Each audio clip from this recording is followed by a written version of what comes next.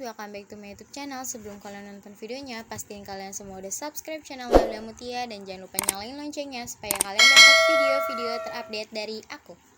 Saat kita masih kecil, pasti pernah merasa takut datang ke rumah sakit karena bangunannya yang terlihat seram, iya kan?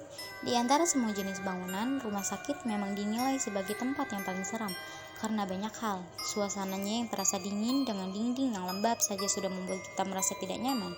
Ditambah lagi ruangan dan lorong-lorong yang gelap hampir di setiap sudut ruangan, membuat situasi di rumah sakit semakin mencekam. Akan tetapi, tahukah kamu alasan dibalik mengapa rumah sakit merupakan tempat yang paling banyak dihuni teman-teman kita dari dunia lain? Konon, dari beberapa nyawa tersebut ada yang belum pasrah meninggalkan bumi sehingga terjebak di antara dua dunia. Dari situ muncullah cerita-cerita menyeramkan yang bikin bulu kuduk berdiri. Berikut adalah kisah horor rumah sakit angker di Indonesia. Para wargi Bandung pasti sudah enggak asing lagi dengan rumah sakit angker yang sudah tidak beroperasi satu ini. Saking terkenal dengan kisah-kisah menyeramkannya, sudah banyak stasiun televisi dengan program horor yang syuting di sini.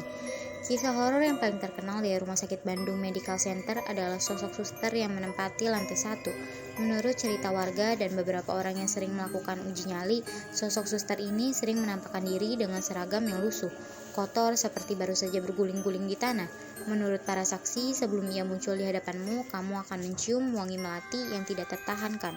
Beberapa warga bahkan sampai terbatuk-batuk karena terkadang wangi tersebut tercampur dengan bau busuk.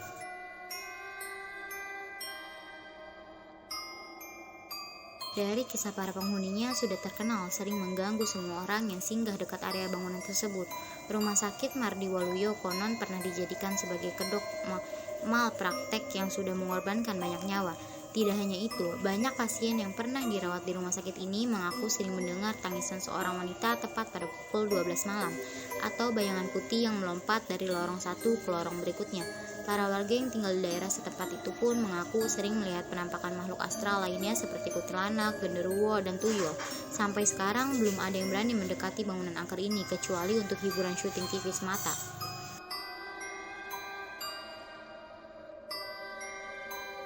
Rumah sakit Dr. Cipto Mangunkusumo walau masih beroperasi ternyata menyimpan banyak kisah menyeramkan. Kisah yang akan aku ceritakan ini sudah terkenal dan merupakan salah satu urban legend yang paling populer di Jakarta. Alkisah seorang mahasiswa bernama Ramli sedang menemani temannya yang mengalami kecelakaan lumayan fatal sehingga ia diharuskan menginap di rumah sakit. Tepat pada pukul 1 malam, Ramli mendengar suara bisikan nyaring yang datangnya dari bagian utara rumah sakit. Penasaran, pemuda tersebut mencari asal-muasal bisikan yang semakin keras dan akhirnya berakhir di bangsal rumah sakit Dr. Cipto Mangunkusumo. Di ruangan yang lembab dan minim cahaya tersebut, ia menemukan sepenggal kepala wanita berambut panjang yang sedang tersenyum sinis, menatap Ramli dengan kedua bola matanya yang berlumuran darah, cekikikan. Menurut para pasien yang singgah di rumah sakit angker ini, sosok wanita tersebut merupakan salah satu pasien yang pernah meninggal di tangan dokter bedah RSCM.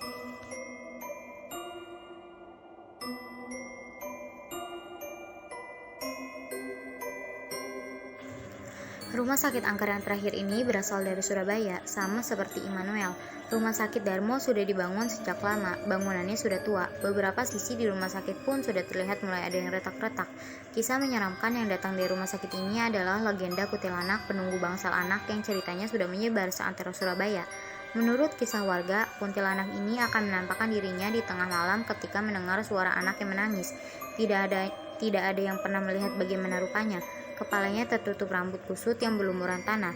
Hanya karena tidak menampakkan wajah bukan berarti makhluk satu ini tidak menyeramkan. Suara tangisannya yang melengking konon bisa terdengar sampai halaman parkir. Bahkan beberapa orang yang mengaku pernah melihat sosok wanita tersebut mengaku tidak bisa lepas dari gangguannya sampai beberapa hari. Nah, itu dia cerita-cerita horor tentang 5 rumah sakit angker yang berada di Indonesia. Menurut kalian cerita rumah sakit mana yang paling membuat merinding?